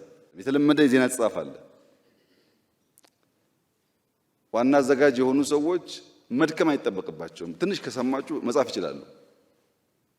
ያን የምናነበው ለዚህ ነው አድማጭ ያጣ ነው። የአንድ ለአንድ ዋን ኦን ዋን ያለው ኢንተርቪው ብቻ ሳይሆን ኒውስ ሲቀርቡ ኢምፓክታቸው መታየት አለበት። ምን ኢምፓክት አላቸው ተብሎ ዋናው ስራ ያለው ከጀርባ ነው። እሱ ላይ ብናተኩር የመንግስቱም የግሉም ብናተኩር ብዙ የምትወድቁ አይመስለኝም። ሚዲያው ኮንቴንት እስካለው ድረስ በዚያው ልክ ፈላጊው እየበዛ ነው የሚሄደው። ማወቅ ያለባችሁ ነገር ፍሪኩዌንሲ በጣም ውድ ሪሶርስ ነው። ይሄ ውድ ሪሶርስ እንደ ኢትዮጵያ ያለ ደሃ ሀገር ለልማትና ለመንቃት መጠቀም ሲገባው ባልባሌ ወሬ ካባከነው ያው ወርቅ እንደማባከን ገንዘብ እንደማባከን ይቆጠራል። በዚያ ፍሪኩዌንሲ የሚተላለፉ ኢንፎርሜሽኖች ሁለት ችግር አለባቸው። አንሰማም፣ አናደምጥም፣ አያስፈልግም፣ ሚዲያ ውሸታም ነው ቢቀርብን ይሻላል ካል አንኢንፎርምድ ያደርገናል። እናድምጣቸው ዕውቀት እናገኝበታለን ደግሞ ስንል የሚመጣው ወሬ የሚመጣው ኢንፎርሜሽን የተዛባ ይሆናል። ትክክለኛውን ፋክት ሳይሆን ሮንግ ነገር ያመጣል። መደመጥ አለበት። ይሄ እውነተኛ ሚዲያ ነው ብለን ፎሎ እንድናደርገው በተቻለ መጠን እውነት መግለጥ የሚችል መሆን አለበት። እውነትን ካልገለጠ በቀር በሚኖረው ጩኸት፣ ክሊኮች፣ ኮሜንቶች ሊኖሩ ይችላሉ። ግን እርግጠኛ ነኝ ኮሜንት አድራጊውም ጭምር ወደ ውስጡ አይወስደውም። ያ ውሸት ቶሎ የሚተን ነገር ስለሆነ መዋሸትን እና እውነት መግለጥን መለየት ያስፈልጋል። ለአንዳንዶች እንጀራቸው ነው፣ ለእናንተ ግን ምን ያደርግላችኋል? በዚያ መንገድ የሚበላ እንጀራ መሆን የለበትም። እንደዛ ከሚሆን እውነቱን ጫካ ከፈለጋችሁ ጫካ መሄድ ማየት፣ የተዛባ ነገር ካለ መግለጥ። የጫካ ሐሳቤ ምንድን ነው? ፒያሳ ላይ የሞከርነው ነገር፣ ካሳንቺስ የሞከርነው ነገር በቂ አይደለም። በቂ አይደለም። በቂ መሆንም አይችልም። የቆየ ቦታ ስለሆነ ወይ ይጠባል ወይ ማነካቸው ቤቶች ይኖራሉ። ፊውቸር ሲቲን ስማርት ሲቲን ማሳየት አያስችሉም። ካሳንቺስ የተወሰነ አፍርሰናል። ፎቅ ግን እንተዋለን እኮ ፎቅ ስተን መንገድ እናደርጋለን። ባለው ነው የምንጠጋጋው እንጂ በምናስበው ልክ አይደለም። የጫካ ሀሳቤ የእናንተ ልጆች የእናንተ ልጅ ልጆች የሚያወድሱት ስራውን ጥያቄ የለውም። እናንተ ባይገባችሁም ችግር የለውም። ሰርተን ለልጆቻችሁ መተው ስለሚሻል ከኤርፖርት ጀምራችሁ ጫካ ኮኔክትድ ነው። ከጫካ ተነስታችሁ ኦብዘርቫቶሪ የሚባለው ከእንጦጦ በላይ ያለው ታውቁት ከሆነ አላውቅም፣ ኮኔክት ያደረግነው ነው። ከኦብዘርቫቶሪ እንጦጦ ማርያም ኮኔክት ተደርጓል። ከእንጦጦ ማርያም ጉለሌ ኮኔክት የተደረገ ነው። ምን ማለት ነው? ክሎስ ቱ 40 ኪሎ ሜትር ነው። ዓላማው ልጆቻችን ሰምዌር ሄደው ከሚቀኑ ሞዴል ነገር እንዲያዩ ነው። ጋዜጠኝነት ዜግነት እንደሌለው የምታስቡ ሰዎች ካላችሁ ተሳስታችኋል። ጋዜጠኝነት ዜግነት አለው። ልክ እንደ ወታደር፣ ልክ እንደ ዶክተር፣ እንደ ሐኪም፣ ልክ እንደ መምህር፣ ልክ እንደ ደህንነት ሰራተኛ ጋዜጠኝነት ዜግነት አለው። ጋዜጠኝነት ናሽናል ኢንተረስት አለው። ጋዜጠኝነት የሚቆምለት ሀገርና ባህል አለ። ዝም ብሎ ጋዜጠኝነት የሚባል ነገር የለም። ያን እያሰብን ለእውነት ቆመን መስራት ያስፈልጋል። የኛ በሽታ ፐርፐዝ ማጣት፣ ሀገራዊ ፍላጎት ላይ ሀገራዊ ጥቅም ላይ አለመቆም መሆኑን ማየት ያስፈልጋል። ሉዓላዊነት ቅድም አንድ ወንድሜ እንዳነሳው በዚያ መንገድ አይደለም መፍረስ የሚመጣው። ፕሮፓጋንዳ ነው ቀድሞ የሚያፈርሰው፣ ጥይት በኋላ የሚከተለው። መጀመሪያ ፕሮፓጋንዳ ይሰራል፣ ከዛ ነው ወደ ማፍረስ የሚካሄደው። በእናንተ ኬዝ ኢትዮጵያ ስንዴ ታመርታለች፣ ስንዴ አታመርትም የሚል ክርክር አለ። እኛ አመርተናል እንላለን፣ ሰዎች ደግሞ አላመረተችም ይላሉ። እናንተም ትሰማላችሁ፣ እንትና እንዲህ ብሎ ዘግቧል ብላችሁ ትናገራላችሁ። ግን በጣም ቀላል ነገር ነው። 10 ሚዲያዎች ተነጋግራችሁ አሻም ወደ ምዕራብ፣ ኤንቢሲ ወደ ምስራቅ፣ ኢሳት ወደ ደቡብ፣ አንድ ደግሞ ወደ ሰሜን 10 ሰው ልካችሁ ስንዴ አርሶ አደሩ ባለፈው አመት ስንት አረስክ፣ አሁን ስንት አረስክ፣ ባለፈው ስንት አገኘ፣ አሁን ስንት አገኘ፣ ባለፈው በአመት ስንት ታመርታለህ፣ አሁንሳ ብሎ ስትሰባሰቡ ያሰራችሁ በቂ ዳታ፣ ፐርፌክት አይደለም ማሳያ ዳታ ሊሆን ይችላል። የተዘገበውን ከምናራግብ አንዳንድ ሰው ልከን በመጠየቅ ማወቅ እንችላለን። በቲዮሪ በመጽሐፍት ሚዲያ ውግንናው ለእውነት ነው። እውነት እንዲወጣ እውነት እንዳይደበቅ ይሰራል ነው። እነሱ ጋር ስናየው ግን እውነት ሁለት መልክ አለው። ፍጹማዊ እውነት እና አንጻራዊ እውነት አለ። ለምን አንጻራዊ ሆነ? ናሽናል ኢንትረስት ስላለ። ናሽናል ኢንትረስት ስላለ እሱን እንዴት አድርገን ነው በድህረ እውነት ዘመን በዲጂታል ዘመን እኛ ልናመጣ የምንችለው? ዲጂታል ድህረ እውነትን ሞር ያስፋፋና የገለጠ ችግር እንደተባለው ስልክ ያለው ሰው ሁሉ ጋዜጠኛ ነው፣ ያሻውን ይናገራል፣ የተናገረው ደግሞ አየር ላይ ይውላል። እንዴት አድርገን ነው አስታርቀን የኛን ብሔራዊ ጥቅም አረጋግጠን ሰውን የምናነቃው? ሰው በተፈጥሮ መልካሙን ነገር ማየት አይችልም። በተፈጥሮ በግልም ይሁን በቡድን የከፋውን ነገር ብቻ ነው መዞ የሚያየው። ያልተመቸውን ነገር ነው የሚያየው። በንግግር ውስጥም አግሬሲቭ የሆነውና ጥላቻ የተሞላበት ቶሎ ይደመጣል። ለዚህ ነው የሚዲያ ሰዎች የሚሉት፣ እኔም ከዚህ ቀደም እንዳልኩት ስትናደድ ብዕርህንም ሽጉጥህንም አታንሳ። ሽጉጥህን ብታነሳ ሰው ትገላለህ፣ ብዕርህን ብታነሳ ግን ትውልድ ትገላለህ። አንዴ ሳይሆን ደጋግመህ ትገላለህ። የምንጽፍና የምንናገር ሰዎች ዛሬም ብቻ ሳይሆን ነገ እንደምናጠፋ አስበን ኃላፊነት ተሰምቶን ቢሆን ጥሩ ነው። የኛ መሰረታዊ ችግር 3 ነው። አንደኛው አዎንታዊ መረጃ ፖዚቲቭ የሚባል ኢንፎርሜሽን ራዲየት አይደረግም። አዎንታዊ መረጃዎች አይሰራጩም። አዎንታዊ መረጃ ሳይሰራጭ ሲቀር ደግሞ ሰውን ዲፕ ዳውን ኢንስፓየር የማድረግ አቅሙ እየቀነሰ ይሄዳል። ሁለተኛው ሚስ ኢንፎርም እናደርጋለን። መረጃው ከሚለው ውጪ አሳስተን እንዘግባለን። ሶስተኛው በሬ የወለደ ነው። ምንም የሌለ ነገር ዲስኢንፎርም እናደርጋለን። እንደዚህ አይነት ሴራ ላይ ኢንትሪግ ላይ ኮንስፒሬሲ ላይ ያተኮረ ስራ እመኑኝ ስር የለውም፣ አይቆምም። እኛ ጋር ምን ችግር አለ? በኢንፊልትሬሽን ሚዲያዎቻችን ፓርቲ ውስጥ መንግስት ውስጥ የገቡ ሰዎች አሉ።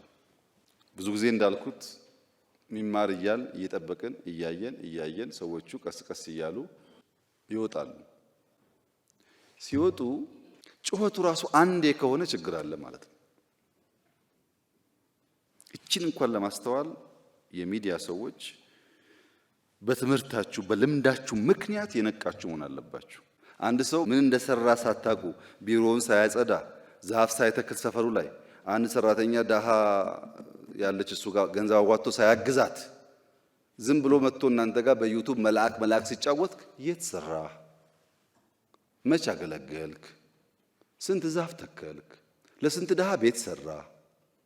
ምን ያክል ታነባለህ? ምን ያክል ጻፍክ? መጠየቅ እኮ አለበት ሰውየው። ዝም ብሎ መጥቶ እኔ እንትን ነኝ በሚል እንዴት ይሆናል? አይሆንም። ግን ወደፊት ማወቅ ያለባችሁ ነገር በፍጹም በኢትዮጵያ ፖለቲካል ኤንቫይሮንመንት ኢምፖርትድ ኢንዲቪጁዋልስ መጥተው ስልጣን መያዝ አይችሉም። እኔ ስለፈለኩ አይደለም፣ አይመችም ሁኔታው። በዛ መንገድ ብዙ አይሳካምና የትጉ ጋዜጠኛ እና የሰነፍ ጋዜጠኛን ባህሪ በመግለጥ እነሱን እዛ ውስጥ ማሳየት ሞክራለሁ። ትጉ ጋዜጠኛ ከተሰጠው መረጃ ጀርባ የሚያይ ማለት ነው። ስለሰማ ስላየ ብቻ አይደለም። ጋዜጠኛ ካየ በኋላ ከሰማ በኋላ ከዛ ካየውና ከሰማው ነገር ጀርባ አናላይዝ ያደርጋል። ምን ፋይዳ አለው ናሽናል ኢንትረስት ብሎ የሚያይ የምክንያትና ውጤት አናሊሲስ መስራት የሚችል ኮዝ ኤንድ ኢፌክት የሚያይ መሆን አለበት። ብናገር ምን አውትካም አለው ብሎ የሚያስብ መሆን አለበት። ዝም ብሎ የሚናገር ከሆነ ጥፋት ያመጣል። ለክስና ለወቀሳ ያልቸኮለ መሆን አለበት። አንድ ወገን ሰምተ ሳይድ ከያዝክ ለክስና ለወቀሳ ያጣድፋል። ይሄ እናንተ ጋር እንዲፈታ በእኛ በኩል መረጃ የማቀበል ችግሩ ደረጃ በደረጃ መፍትሄ ያገኘ መሄድ አለበት። ሰነፉስ ከሰማው የማይዘል ለኮሜንት ለክሊክ የቸኮለ ለድምዳሜ የቸኮለ ለክስና ወቀሳ የቸኮለ ይህንን ይበልጥ ለመረዳት የሶስት ጓደኛሞች ታሪክ ልንገራችሁ። ሶስት ጓደኛሞች መንገድ እየተጓዙ አንደኛው ሶስቱም ጓደኛሞች የአንድ እንስሳ ዌስት ያያሉ እና አንደኛው ከነሱ መካከል ይሄንን ፋንድያ የጣለው አኒማል ጭራ የለውም ይላል። ጀስቲፋይ አላደረገም፣ ግን ጭራ የለውም ይላል። ትንሽ እንደተጓዙ ሁለተኛው ጓደኛው ደግሞ አንድ ዛፍ ስር አርፈው ተቀምጠው ሳለ ዛፉን ብቻ አስተውሎ በዚህ ያለፈው የአኒማል አንድ አይን የለውም ይላል። ትንሽ ሲጓዙ ሶስተኛው ሰው ደግሞ ጓደኛቸው ያ በዚህ ያለፈው አኒማል ከፍተኛ ክብደት ያለው ሸክም ተሸክሟል ይላል። አለፍ እንዳሉ አንድ ሰው ይመጣባቸዋል። እባካችሁ ወንድሞቼ ግመል ጠፋብኝ አይታችኋል ወይ ይላቸዋል። እና የመጀመሪያው ግመልህ ጭራው ቆራጣ ነው ይለዋል። አዎ ይላል የጠፋበት ሰው። ሁለተኛው አንዱ አይኑ አያይም ይለዋል። አዎ አያይም ይላል ቸኩሎ አሁንም። ሶስተኛው ብዙ ዕቃ ጭኗል ይለዋል። አዎ ከባድ ዕቃ ጭኗል ይላል። ሶስቱም ባንዳፍ አላየነውም አሉ። ሌቦች ግመሌን ደብቃችኋል አምጡ፣ ጭራ እንደሌለው አንድ አይን እንደሌለው ዕቃ መሸከሙን ሳታዩ እንዴት መናገር ትችላላችሁ? ሌቦች ናችሁ ብሎ ይጨቃጨቃሉ፣ ይካሰሳሉ፣ ፍርድ ቤት ይሄዳሉ። ፍርድ ቤት ሄዶ ያስረዳል ሰውየው። ጠፋበት፣ አደክሞኝ ነበር፣ በረሃ ውስጥ ነው፣ ሸለብ አደረገኝ እንቅልፌን፣ ስነሳ ግመሌ የለም። ግመሌን ፍለጋ ሲሄድ ሶስት ጓደኛሞች አገኘኋቸው። ሶስቱን ስጠይቃቸው አንዱ ጭራ የለውም አለኝ፣ አንዱ አንድ አይኑ አይሰራም አለኝ፣ አንደኛው ደግሞ ከባድ ዕቃ ተሸክሟል አለኝ። እሱ ነው አምጡ ግመሌ ስላቸው ደግሞ አላየንም አሉኝ እና ሰርቀውብኛል ብሎ ይከሳል። እነዚያ ራሳቸውን ዲፌንስ ያደርጉ ለዳኛው የለም እኛ ግመሉን አላየነውም፣ እኔ ጭራው ተቆርጧል ያልኩት ጭራ ያለው ግመል ፋንዲያ ሲጥል ጭራው ስለይመታው በተን በተን በተን ይላል። ይሄኛው ከመር ስላለ ጭራ ባይኖረው ነው እንጂ ቢኖረው እንደዛ ሊሆን አይችልም ብዬ ነው ጭራ የለውም ያልኩት። ሁለተኛው ደግሞ ዛፍ ስር አረፍ ስንል ቀና ብዬ ሳይ ከብራንቹ በአንዱ ጫፍ ተበልቷል፣ በአንደኛው ጫፍ አልተነካም። የሚደርስበት ግመል ሁለቱም ማየት ቢችል ኖሮ ይሄኛው ለም ነገር ሳይበላ ሊያልፈው አይችልም ብዬ ነው። ሶስተኛው ደግሞ ዳናውን ሳይ በመንገድ ላይ አሸዋ ውስጥ ጠለቅ ያለ ገባ ያለ ስለሆነ ያልጫነ ግመል ቢሆን ያን ያክል ዳናው የጠለቀ አይሆንም ብዬ ነው እንጂ አላየውም ይላል። እና ሰውየው ብሎ መለሰ፣ እናንተ አስተዋይ ጓደኛሞች ናችሁ። ከታየው ባሻገር ከሚሰማው ባሻገር አናላይዝ ማድረግ የምትችሉ ብልህ ሰዎች ናችሁ። አንተ ደግሞ ያልነኩ ሰዎች ባልገባህ መንገድ የከሰስክ ነህ ብሎ ለያቸው ሰዎቹ። ጋዜጠኞች ከሚነገራቸው ነገር ባሻገር ከሚሰሙት ነገር ባሻገር ጎርጉረው ማየት ካልቻሉ ጥፋት ይመጣል ማለት ነው። ይሄም ነገራችሁ አጠቃላይ አውዱ ላይ ያለውን ፕሮፓጋንዳ በደንብ አንደርስታንድ ታርጉ ስለምፈልግ ነው። ሚዲያና ሎ ኢንፎርስመንት ኤጀንሲስ የሚቀራቸው ብዙ ነገር አለ። ግን ኢትዮጵያ በታሪኳ እንደ አሁን ያለ ሎ ኢንፎርስመንት ኤጀንሲ ገንብታ አታውቅም። ምንም ጥርጥር ያስፈልጋል። ሚዲያ በሚመለከት የግሎቹን በሚመለከት አንድ አካባቢ የሚለው ጉዳይ አሁን ፌደራል ላይ 40-50 ትሆናላችሁ። አሁን 40-50ው እዚህ ጋር ስሩ ቢባል አንደኛ በጋራ አንድ ፎቅ ሰርቶ ፍሎር መከፋፈል እኛ እንወድም እንደሱ ታውቃላችሁ። እሺ ግድ የራስህን ደግሞ ስራ ቢባል 2-3 እንኳን አትሆን የምትሰሩ ከዚህ ውስጥ በጣም ኤክስፔንሲቭ ነው ስራው። በደንብ አስቡበት፣ የፋይናንስ ሶርሳችሁን አስቡበት እና ጊዜ ወስዳችሁ ፕሮፖዛሉ ይቅረብ እናያለን። ሐሳቡ መጥፎ አይደለም። እዛ ፊልም ይሰራበት አንድ ሰፈር ማዕከል መጥፎ አይደለም። ግን በምን ገንዘብ ይገነባል ነው። አሁን ደሞዝ መክፈል አቅቷቸው እየተበተኑ ላሉ ሚዲያዎች ምን ያክል ከባድ እንደሚሆን አስቡት። እና ምንችል ሲሆን ጊዜው ሲመጣ የምናደርገው ይሆናል። መረጃን በሚመለከት ህግ ማስፈጸም በሚመለከት በተለይ ማህበሩ እኔ አንድ መስሎ የነበረ 100 ከሆነ አስቸጋሪ ነው። አንድ ከሆኑ ከሰብሰብ ካሉ ግን በአብዛኛው የፖሊሲ የህግ ጉዳይ እየተማከረ መስራት ጥሩ ነው። ወረዳ ስንሄድ ይይዙናል ያለችው እህቴ ይኖራል እንደሱ አይነት ነገር። ያው ልክ ስትመጡ ለምሳሌ አሸም ስትይ ማን ነው አሸም ብለው አሁን ባለው ፖለቲካል አውድ እኛን ለማጋለጥ ነው ብሎ አስበው ሰው ሊያደርግ ይችላል። እንደዛ ግን የመንግስት ፍላጎት አይደለም። እንዳትዘግቡ የመንግስት ፍላጎት አይደለም። ጋዜጠኛ የሚባል ሰው ፕሮፌሽናል የተማረ መሆኑ ለሚታወቅ ተቋም የሚሰራ መሆኑ ካጠፋ በእናንተ ህግ የሚጠየቅ መሆኑ አረጋግጣችሁ አይዲ ስጧቸው። ፖሊስም እነዚህን ሰዎች ካላግባብ እንዳይነካ፣ ችግር ካለም ተነጋገሩ ከነሱ ጋር በጋራ ሆናችሁ የሚጠየቅ ሰው ካለ ህግ ስላላችሁ ማለት ነው። ጋዜጠኛ የሚባል ለዩ፣ የራሱ የሆነ መለያ አይዲ ስጡት፣ የተከበረ ይሁን። ይሄን ፖሊስ እንዲያውቅ እናደርጋለን፣ ፍርድ ቤት እንዲያውቅ እናደርጋለን። ችግር አይደለም።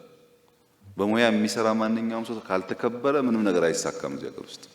ግን እናንተ ድርሻችሁ ምንድነው? ትክክለኛ ፕሮፌሽናል የሆነ ሰው፣ ማስረጃ ያለው ሰው፣ ለሚታወቅ ተቋም የሚሰራ ሰው፣ ፍቃድ ያለው ሰው መሆኑን አብራችሁ ስሩ። ሪኮግናይዝ መድረግ ያለባቸው ጋዜጠኞች ለምሳሌ 30 ዓመት ያገለገለ ወይ ምናምን ያገለገለ የሚለውን በደንብ ሳታዳሉ ለይታችሁ ሪኮግናይዝ ማድረግ ቢቻል ጥሩ ነው። እና ጋዜጠኛ ሪኮግናይዝ ማድረግ በደንብ ተመካክራችሁ፣ የኛ ብቻ ሲሆን ትንሽ ይበላሻል። ከግሉም ከመንግስቱም ቢሰራ እነዚህ በማዕከል ያሉ ሚዲያዎች ተጠንቶ እንደየስራቸው እንደየሰዋቸው መጠን የተወሰነ ድጋፍ ቢደረግ ለምናግዘው ለእናንተ ብለን ሳይሆን እናንተ ከሌላችሁ ሐሳቦቻችን ስለማይሳኩ ማለት ነው። ተቹን፣ ጠይቁን፣ ግን አትቅጠፉ፣ አትዋሹ፣ አጌንስት ናሽናል ኢንትረስት አትሂዱ። ያ እስካሁን ድረስ የሚያጣላ ምንም ነገር የለም። በዛ ሐሳቤ የኢትዮጵያን ተስፋ የኢትዮጵያን ነገ እያሰባችሁ በፍቅር በአንድነት ለማንሰራራት በእውነት በእውቀት ለመግለጥና ለመገለጥ እውነትና እውቀት ሳይንሻፈፉ ለማንቃት በትህትና ለማስተማር በጎደሉ ጉዳዮች ጥቆማ ብታደርጉ ይታረም ይስተካከል ብትሉ ለእያንዳንዳችን ተጨማሪ የእውቀት ምንጭ እንጂ ክፋት የለውም። ግን ትህትና ይፈልጋል። በጥበብ ደግሞ በትጋት ኢዚ መሆን የለበትም ጉዞ ትጋት ይፈልጋል። በትጋት ያለውን ነገር ለማሳየት ብትሞክሩ ይህን ስታደርጉ መከራ የምትቀበሉ ሰዎች፣ የምትፈተኑ ሰዎች፣ የምትቸገሩ ሰዎች ካላችሁ የምርጫችሁ ውጤት እንደሆነ አስቡት። ለኢትዮጵያ ጥቅም ብቻ የሚያግዝ ሆኖ እንስራ። እቺ ሀገር ተስፋ አላት። ዝም ብዬ አይደለም ትበለጽጋለች የምለው። ህዝቡን ማንቃት፣ ማስተማር፣ ወደ ትክክለኛው መንገድ መውሰድ፣ ያን ማድረግ ደግሞ መንግስት ሲሳነው መንግስትንም ክሪቲሳይዝ ማድረግ አለባችሁ። ያንን ግን የምትገልጡበት መንገድ ትህትናና እውቀት ከሌለው ገና ሳንሰማው ነው የምንገፋው። እንደዚያ እንዳይሆን ለሀገር ኢንትረስት የምትሰሩ ሰዎች በዛ ስፕሪት እስከመጣችሁ ድረስ በእኛ በኩል ከእናንተ ጋር ተባብሮ መስራት፣ ህግ ለማሻሻል፣ ስልጠና አቅም ለመገንባት፣ ፋይናንሻሊ ለመደገፍ ፍላጎት አለን። በእኛ በኩል የተነሱ ጥያቄዎች በሙሉ ይዘናል። አንዳንዶቹን በደንብ አስበን አስልተን እንመልሳለን። በዚያ ስፕሪት በርቱና ስሩ። አመሰግናለሁ። ቻው።